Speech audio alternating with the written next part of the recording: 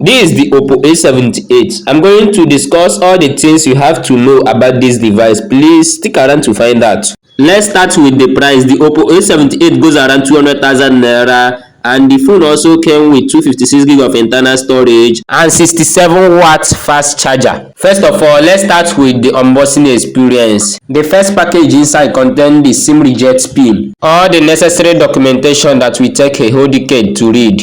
Secondly, we find the protective case and the phone itself. Another aspect is the rubber case that fits the phone perfectly. The last layer in the box is where we find the 67 watts fast charger and the USB Type-C cable. The Oppo A78 comes with two colors, the aqua green color and the mist black color. Moving to the bottom is where you find the speaker and the USB Type-C port. Moving to the right hand side is where you find the SIM card rejector.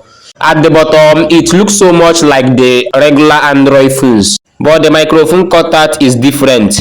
It has a rectangular hole, which is different than the other pinhole we are used to. Lastly, the ear pods. If you are enjoying this video, please don't forget to subscribe to my YouTube channel and also turn on the notification bell so that you will be updated whenever I post a video like this. Still on the video. It runs on Snapdragon 680 6nm processor, powered by 5000 mAh battery, support up to 256 GB storage, and has a presentable 50 megapixel main camera. Another aspect of this device is the display.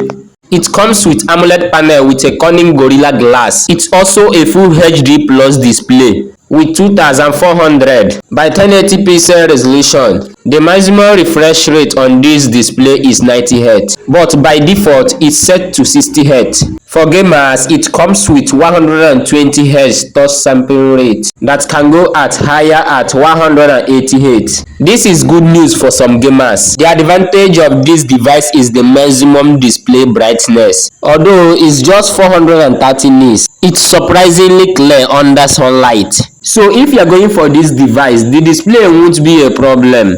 And as for the camera, this phone came with 8 megapixel selfie camera. Moving to the back, you will see the two camera bomb located at the back, the 50 megapixel main camera and the 2 megapixel depth sensor. Moving to the gaming experience, when playing game with this device, I don't see any lag. Everything runs pretty good smooth, especially since the touch sample rate is 180 Hz. It will be more suitable for gamers out there. With the brightness, playing game with this device, I don't see any lag. Everything runs pretty good smooth.